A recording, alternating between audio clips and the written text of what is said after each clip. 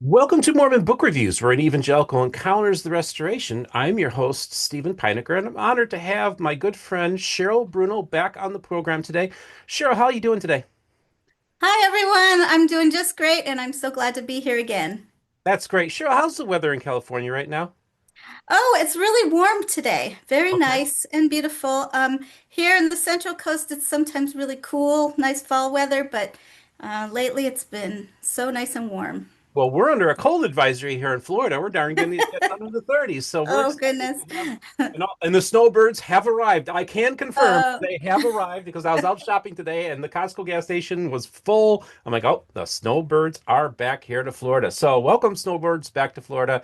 And I wanted to have actually, Cheryl reached out to me because recently there was a paper published by the Interpreter Foundation, um, and it's about Section 132. And recently there was a large podcaster tied in through a Scripture Central that also had an episode about this, and that's the Let's Get Real program.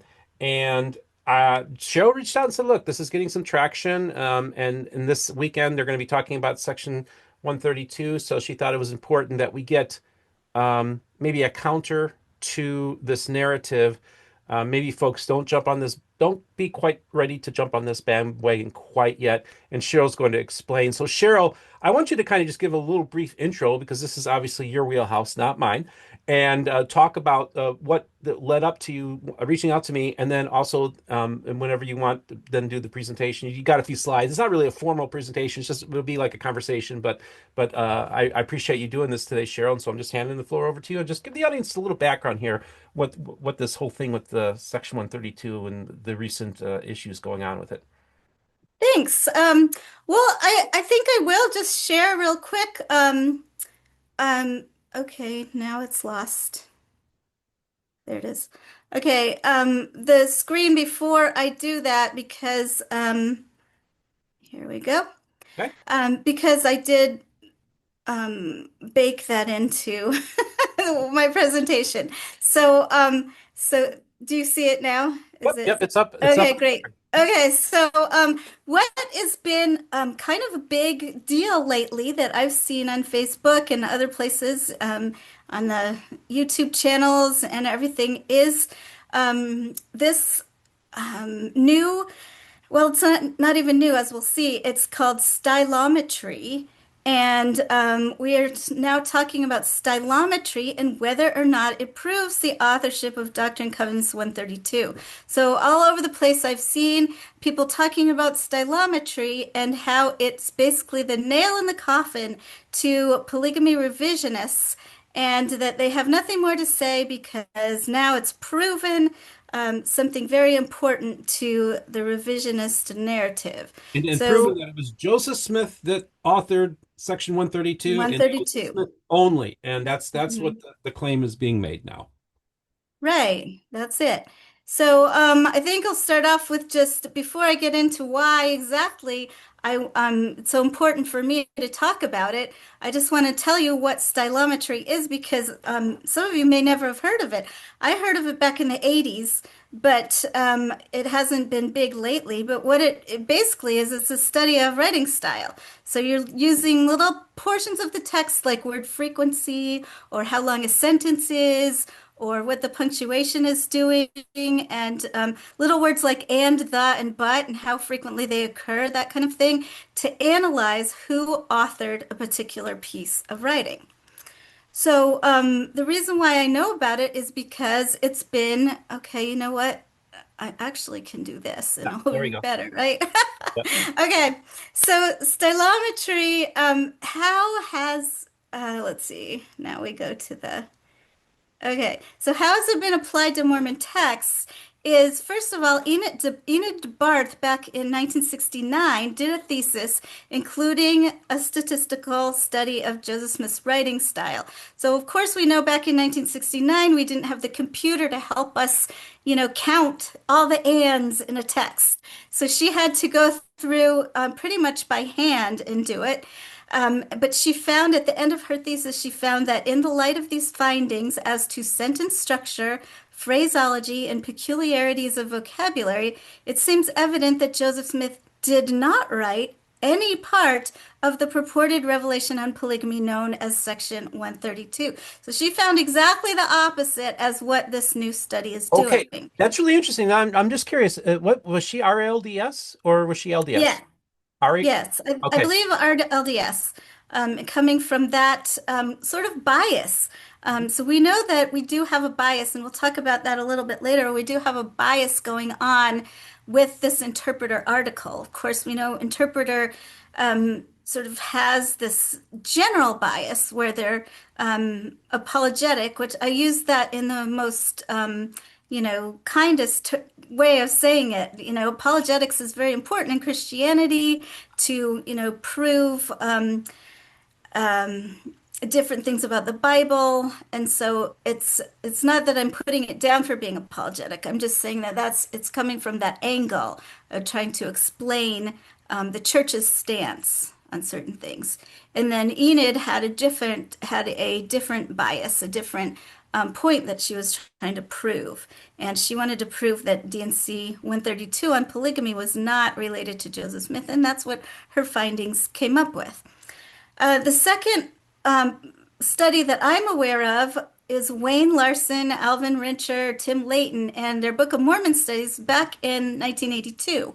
And I'm familiar with this because I was at BYU in the 1980s and had a friend who was Wayne Larson's daughter and had dinner at their house many times when he talked about this analysis that they had done.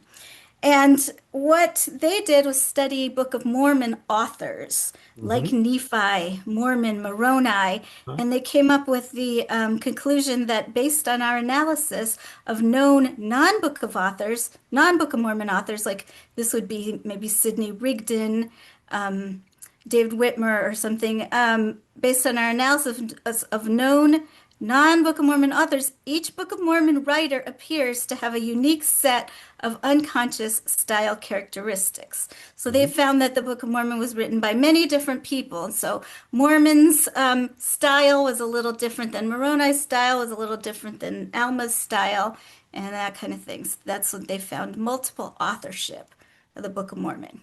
So, since these were so long ago, the question arises, has stylometry evolved?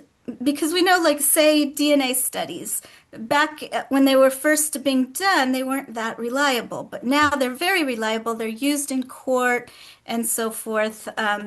So, has stylometry evolved over the years? And is this maybe an explanation of why there might be some differences? Okay. So here's the interpreter article. It's called Historical and Stylometric Evidence for the Authorship of Doctrine and Covenants 132. We have Paul Fields, Stephen Densley Jr., Matthew Roper, and Larry Bassist.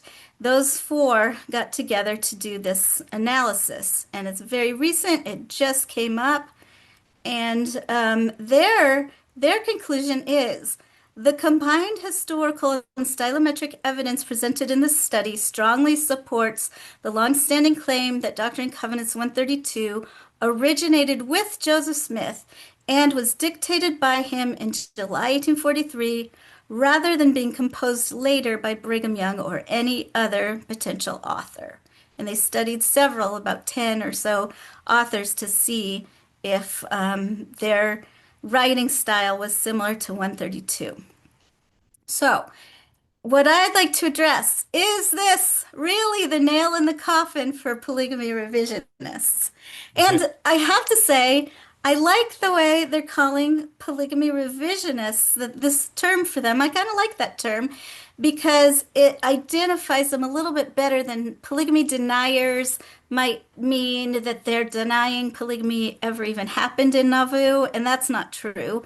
Yeah. But they are revising the standard narrative. They're wanting to revise the standard narrative that the church has. So I think revisionists is kind of a good term for Yeah, that. I think that's a more appropriate term. I think, yeah, I agree with that. And then I think I'll start using that as well. Yeah, because even monogamy affirmers doesn't quite tell us exactly what's happening here Right. No, yet. it doesn't. No, I agree. Okay. Yeah, that's good. So kudos to them. They found a good term, polygamy revisionists. But Do we have to stop paying attention to all polygamy revisionists because now the question is answered?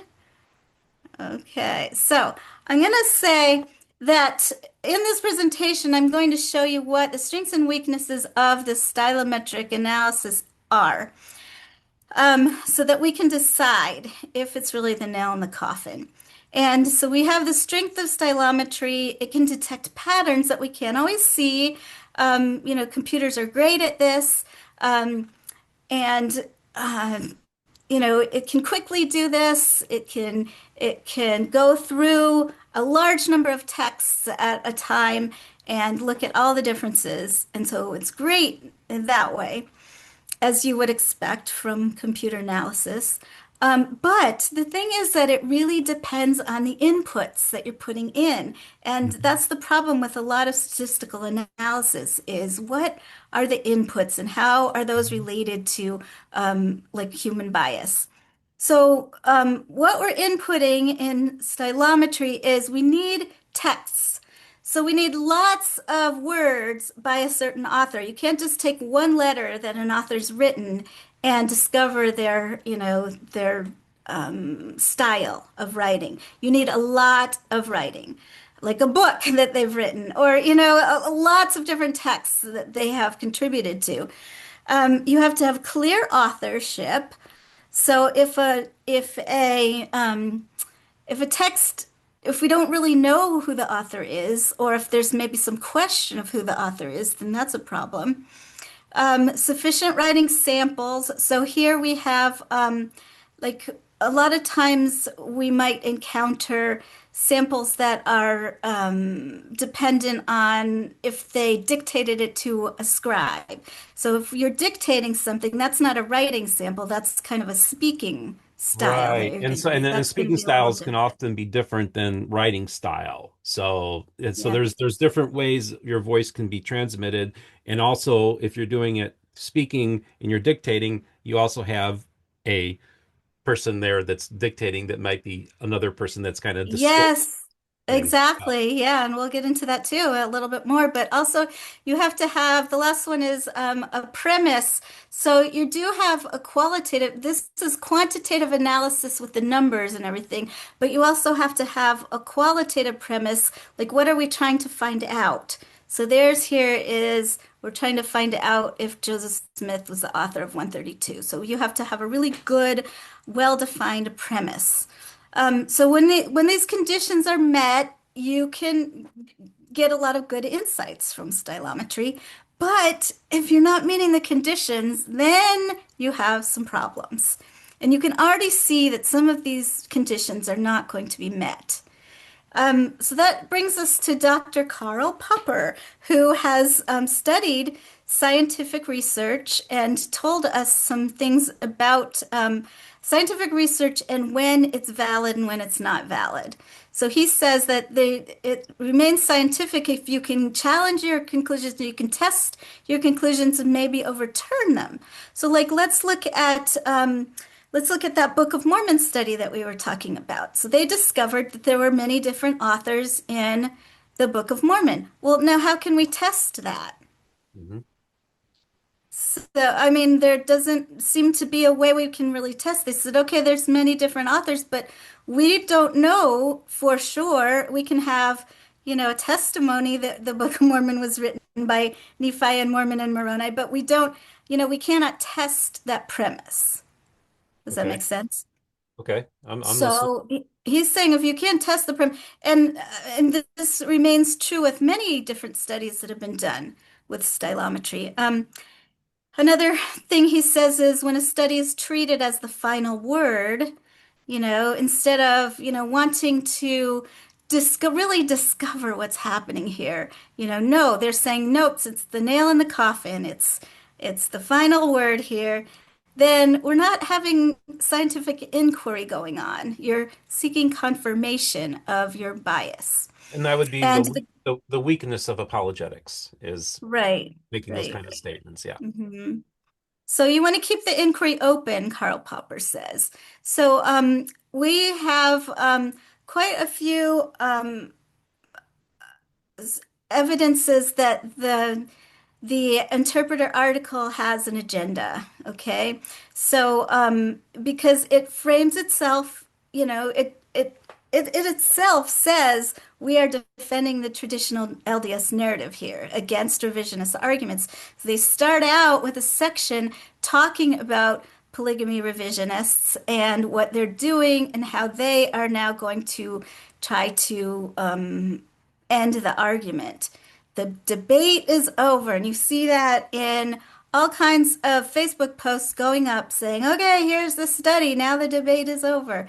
But we don't want the debate to be over. We want academic inquiry to continue. We want to continue testing this, testing and counter testing this. So Karl Popper uses the example of white swans. He says someone who's only ever seen white swans may have a theory that all swans are white, and that theory will stand up until they encounter a black swan.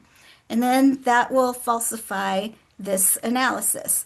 But you can't just to rely on your evidence that you've only ever seen white swans and then say, okay, the debate is now over. I've only ever seen white swans. You have to continue until you're able to falsify your analysis.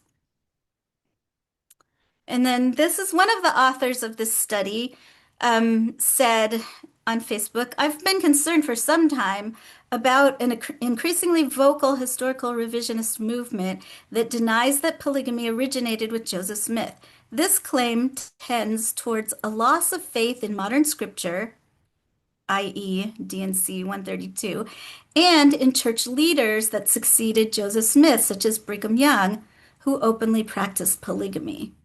Now, the problem with this statement is, and I came on your podcast, the last time I came on your podcast, and I was talking about to identify these people as basically apostates because they have a certain view. And I think this is kind of doing the same thing. He's saying if you're claiming that polygamy originated with Joseph Smith, you don't have faith in scripture and you don't believe in prophets, and it's the same kind of thing that was been happening. And I think that this is a wrong way it's not a scientific way to look at things. And so what we're doing now is when we have evidence come up from polygamy revisionists, we immediately can say they're apostates, we're not going to listen to them. Let's go to our study and see what has happened. So I'm real concerned about that, Hmm. as you know. Yep. Understood. So then, what I was really surprised at when I was reading this article, and also the main reason why I reached out to you, Steve, and why I'm coming on this podcast, is that the study cites the Journal of Mormon Polygamy. As you know, I'm a co-founder of the Journal of Mormon Polygamy with Michelle Stone. And so it says that the Journal of Mormon Polygamy only exists to provide credibility to revisionist claims. I was very concerned when I read that. So, because in reality, we're doing kind of the opposite here. We want to bring these claims together. We want to bring credentialed and grassroots researchers together, those who have PhDs and those who don't have PhDs, who are willing to write a scholarly academic article, bring them together, ask difficult questions. Sometimes these difficult questions are being avoided. So we want to provide a place where they can be talked about. And we want to model Popper's principle of open inquiry. So that is what we're doing. And we are not only centering one point of view and trying to provide a place for them to be seen. We have many different perspectives going on in the Journal of Mormon Polygamy. Okay. So the next section on this paper was a historical section. So this is interesting. They're taking their scholarly inquiry, and before they even tell us what's happening quantitatively,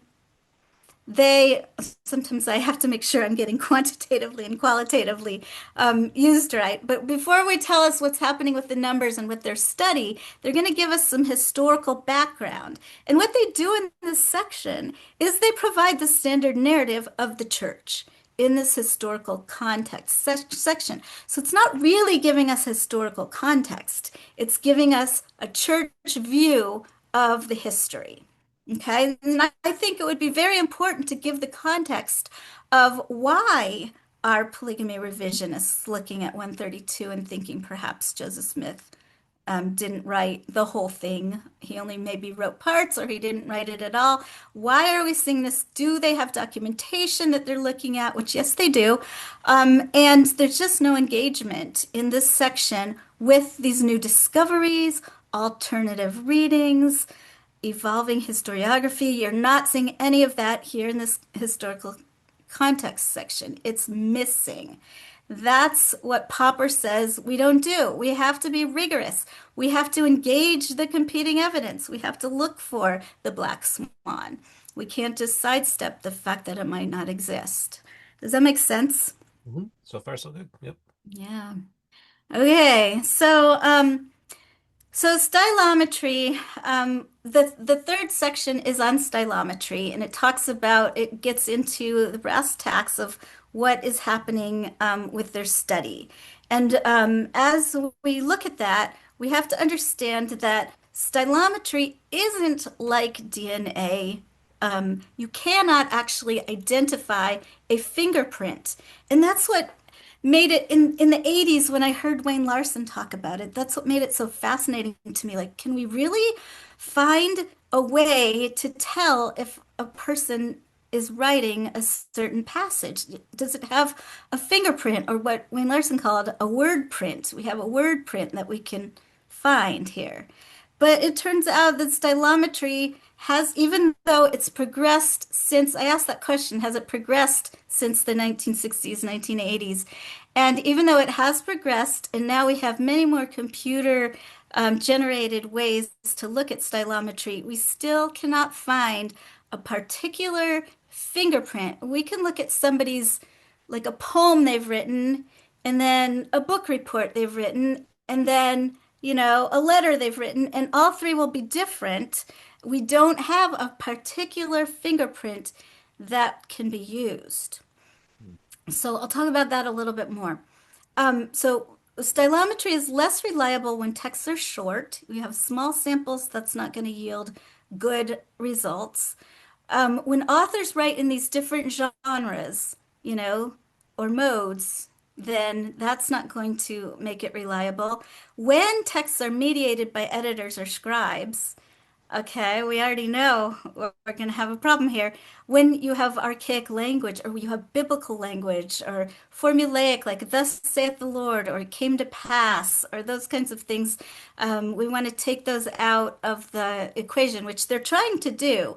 But you can't always get that stylized language out if it's trying to mimic like a biblical passage. Then you can't always get that out. So the fifth one is if oral dictation is involved. We talked about that. If the person's talking and the scribe's writing it down, how much is that showing us about their word print? And if the comparison corpus is flawed, so they're comparing it to maybe, like if they're comparing it to, I don't know, a 21st century author instead of a 19th century author, which they actually did, I think, a pretty good job at having a good comparison corpus. But let's talk about some of the other things. Okay, where am I here? Let's dig down into some of these things. Okay, so the changing voices, that's interesting to me. Yeah. So one of the things I read about just recently here as I was studying this was they did a stylometry analysis of James Joyce's writing, where he has two different samples. One is Ulysses and one is Portrait of the Artist as a Young Man. If you've ever read those two works, he's got a totally different voice in those two works. So you look at those, and the stylometry will tell you that these are two different authors.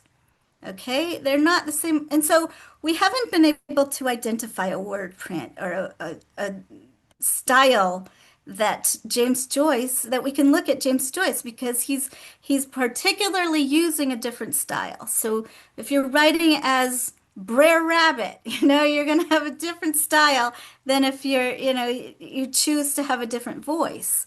So I was very disappointed in that because I thought, from what Wayne Larson had told me years ago, that we could, identify every author's voice and then we could just plug it in and look and see. But no, turns out we can't really do that.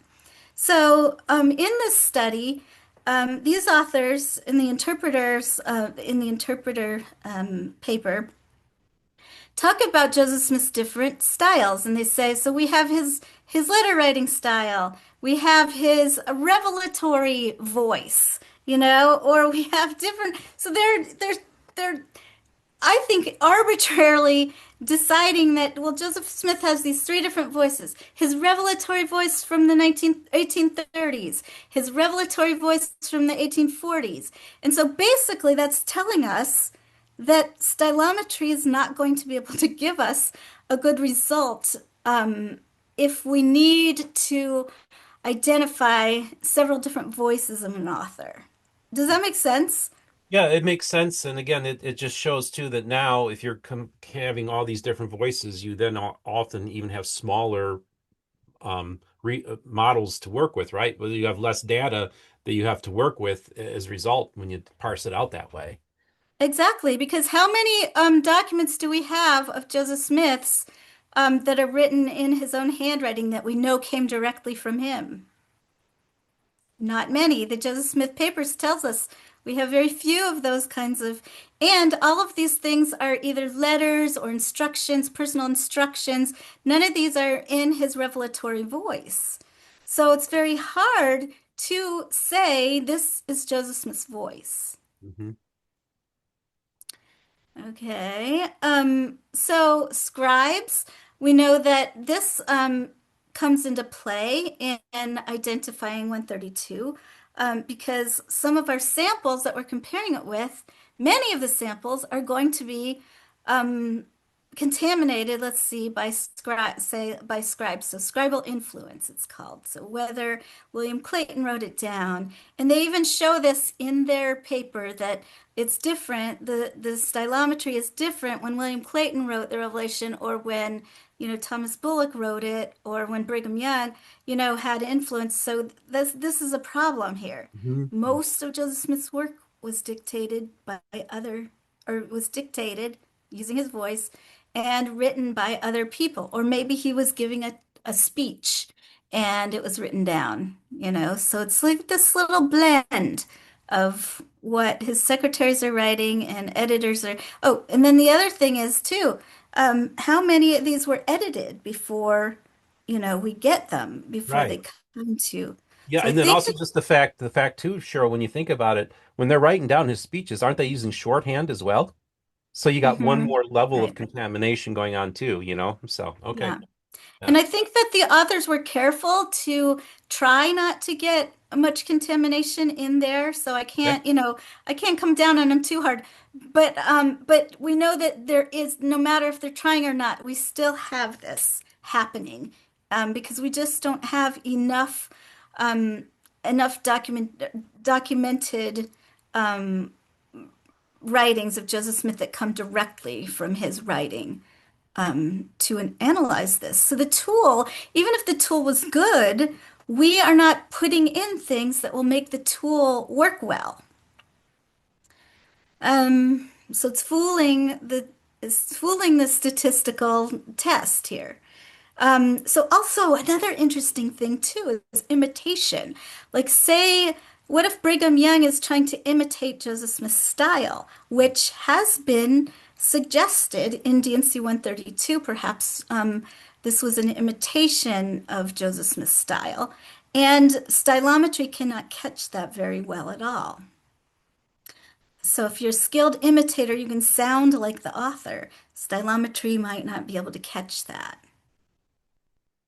Okay. So Revelation, this is interesting to me too. So we have another challenge. So these revelations that they're comparing Joseph 132 to, that's supposed to be God's voice, right? Those are Right. supposed to be the words of God coming through Joseph Smith. That is another like contamination, right? How much of it Mhm. is supposedly coming from God? And I think that's why they like to they're dividing this where Joseph Smith's letters are different from Joseph Smith's revelatory voice, which hopefully would add um, the possibility that God could be involved in this. But this, to me, it really poses a challenge. So is it Joseph Smith channeling God? Is it blending his personal style with God's voice?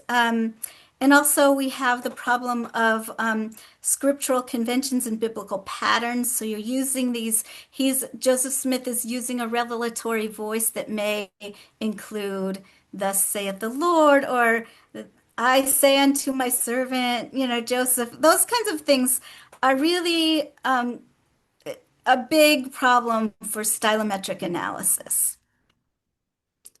Okay. So the text we're using of Doctrine and Covenants 132 is in question because it survives in late copies. It wasn't canonized until several years after Joseph Smith's martyrdom. It passed through multiple hands, and it exists in this theological context. So many authors have talked about this. The church says that we have a great provenance for 132. And others, revisionists, have said, no, we don't have a great provenance. There's a kind of a, an issue there. And so, because that's at issue and that's at stake, I think that the authors of this study needed to recognize this, and they did not.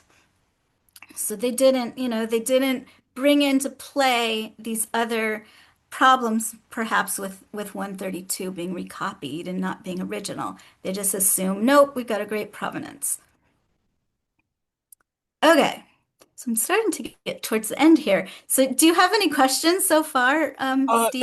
I'm just learning along with the audience. I have to tell, I mean, and Okay. again, kudos to you because you called me last night and I said, you want to put something together? And then I know, how soon can you film? And she's like, can you do it tomorrow? I'm like, oh, okay. So, Yes, um, well, it's really important. Okay, I'm gonna do this. So I think it's really important that we are doing this now because on Sunday we are going to be the church is going to be throughout the entire church all across the world. The church is going to be studying DNC 132 all right. in Sunday school. So I saw a lot of places where people are saying, "Oh, I'm going to use this in my Sunday school lesson." And I want to make sure people know that you got to be careful before this starts proliferating and before we start using this analysis. We have to really understand what we have here and what the problems are with this. So I'm so happy that you're going to be getting this out quickly so hopefully people can see what the problems are before they just jump on the bandwagon. And by the way, I just want to open it up to, of course, anybody who authored the paper for the Interpreter Foundation, you have an open invitation to come on and give a counter to this as well. So, That's great. That's great. Okay. So, am I back to my share yet? not yet. I am? Not yet. Nope. But that's No? okay. All right. Okay, let's get to it. Um, I think this is it. Whoops. Know what I did. I don't have a There we go. mouse. You're all good. Okay, there I am.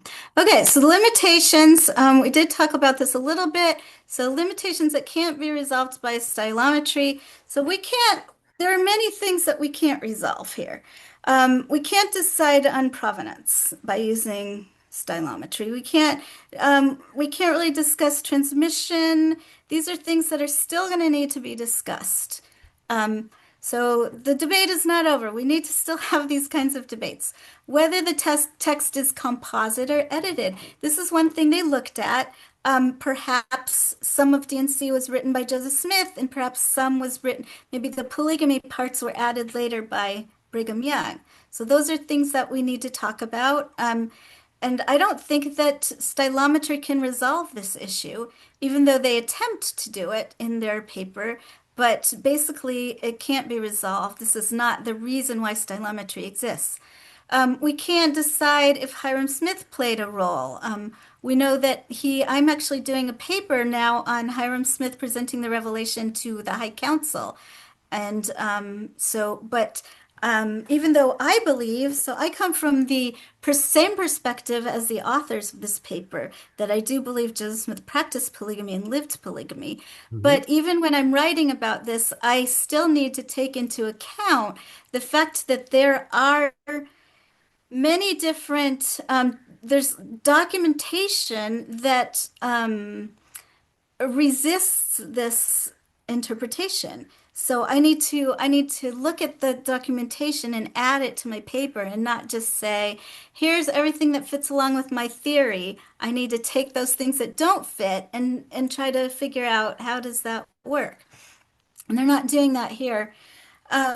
Also, we can't decide from stylometry, we can't decide what William Clayton's influence is, or the evolution of sealing doctrines in Nauvoo. That's a big thing. Like how did polygamy enter? Was it back in 1831 and Joseph Smith, um, because one of their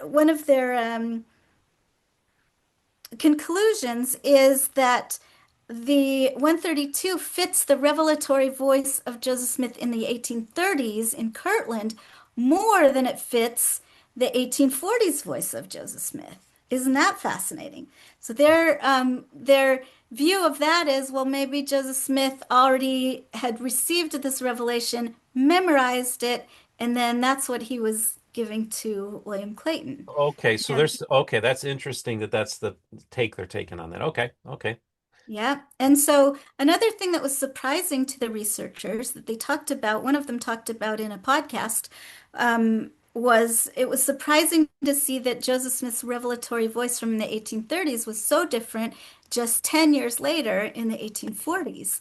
And the reasoning he had for that is, well, Joseph Smith learned a lot in those 10 years. So that makes a difference in his voice. Well, when you're looking at fingerprints, 10 years later, the fingerprints are going to be the same. They're not going to change because you learned a lot. So that gives us a little bit of idea of how stylometry has these limitations. Mm-hmm. So I'm at my conclusion here. So, and really hope that people will get this message out, especially to those who are saying this is the end all be all. Now we know. Now you don't have to ever look at any Joseph Smith documents because you can trust the church. You can trust, what the narrative has been. And I think that we want to look at, there's a temptation to treat stylometry as hard evidence. These numbers, we have all these numbers, we have graphs. They have beautiful graphs. They're really interesting to look at where you can turn them and look at them in 3D. So these seem to provide quantitative answers. But in reality, the field depends on how the researchers select, clean, and code their text. That's a big part of it. The choices about what to compare, how to define different genres, what data is attributed to Joseph Smith all shape the final results. So for DNC 132, it's so tangled. We're looking at 132 in so many different ways, copying the lost manuscripts, the scribal, contamination. So we should handle this with great caution and the conversation should continue. Stylometry should be seen as a useful but limited tool whose findings are anything but strictly evidence-based or conclusive. At Okay. the Journal of Mormon Polygamy, we want to continue having thoughts about these things. We actually have someone who's going to be publishing in the next few months another analysis of this stylometry, so we'll have another perspective on it. And that's what we do at the journal is we provide all these perspectives in an academic way so that we can all look at it's not as hard and fast as we think it is. Wonderful. Well, thank you very much for sharing this presentation today, Cheryl.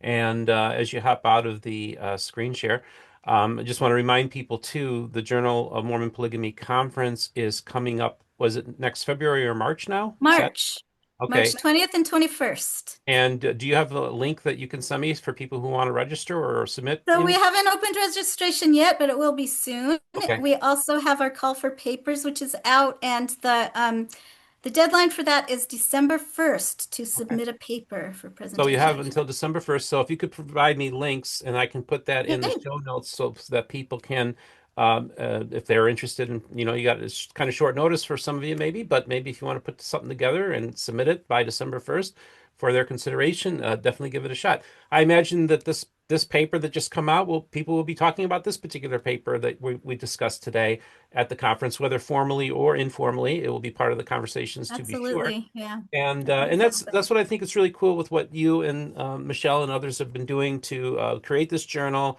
Really, I think Mormon polygamy. You saw the vision that it seems like it needs its own journal because it's such an important Yeah. subject. And so I just want to congratulate you guys on this, being able to successfully launch a journal in these times and then have a wonderful turnout for your very first conference. And of course, I imagine you're hoping for an even larger one this coming March, and maybe this will be the year I'll be able to get out to it. I'd love to check it out. I hope so, Steve. Our seating is limited, so we won't have a lot more people than we had last Okay, year. So I hope that people who really want to come will, sign up early, and we will let everybody know when that is up and ready to register for the wonderful. conference. And of course, I have links to the website there too, folks, so that when the time comes, you can then go to it and register. And I don't know if you noticed this or not, but I just happened to be wearing this shirt, and then I realized, oh, it's the same shirt I was wearing when you did the painting of me. Oh, and the hat too. Exactly. So Great. I was like, oh, perfect. So Oh, that's great. I love it. Well, Cheryl, I just want to thank you, first of all, for our friendship. I want to thank you for reaching out and us being able to put this together kind of at the last minute so we can get this information out there. Again, Section 132 is obviously a very controversial thing. It's one of those things that it causes a lot of stress and a lot of people have faith crises over this whole thing. It's one of the main negative points that people from my community like to point out to the restoration, kind of delegitimizing it at some point. And I just think it's really important that we really look at this issue because we had the RLDS until the 1980s was saying that Joseph Smith didn't practice polygamy, and the LDS Church was saying that they weren't practicing polygamy until 1852. So these churches both have been they put that narrative out there, and so they can't just pretend that that didn't happen. And I think it's really important that lay people, especially when they're doing their own research, don't get slammed for, in their mind, believing Joseph Smith, the founding prophet. Like Right. that's the key thing, I think. People shouldn't get slammed for that. And there's all kinds of issues to discuss. It doesn't all just rest on Doctrine and Covenants 132 either. There are Mhm. many different aspects to the conversation. So this is something that's going to be ongoing, and the church's narrative around DNC 132 and about the whole polygamy question has changed over the years. We Mhm. see even recently that they changed the 132's what's it called? The preface to Oh, yeah. 132. They Mhm. changed it to kind of give more space to the fact that maybe Joseph Smith received it as early as 1831 and maybe not quite that early because, they recognize that this parts of their narrative need to be refined and changed. And that's what I think that even though I am on the side that Joseph Smith practiced polygamy, again, once more, I do believe that the polygamy revisionists are bringing out many things that need to change about our narrative. And we need to be open to that. We need to look at evidence in a way that we haven't looked at it before. Well, I think that's great, and that's what we try to do here too, is just, look through things through different lenses here and get different perspectives and different voices on this channel. I got a lot of flack for platforming Michelle, and I was warned and told not to platform her. I'm glad that I did, and I stand by that because I think hers is an important voice. I tell people when they're writing the history of early 21st century Mormonism, there is going to be a chapter devoted to this community. And I think it's important that we document these events in real time so that scholars can actually use these podcasts to as a resource when they're researching Mormon history. So I think that that's also a value that we try to perform here at MBR, and we very much value you as well, Cheryl. Thank you so much for coming on the program today. Thanks, Steve. It was great to be here. Awesome, folks. I have links in the description to everything that we talked about. Of course, for those of you who'd like to financially support the channel, we do have links there as well. And we do appreciate the donors to this channel. Couldn't do it without you. And remember, the most important thing is this: all the voices of the restoration will be heard here on Mormon Book Reviews.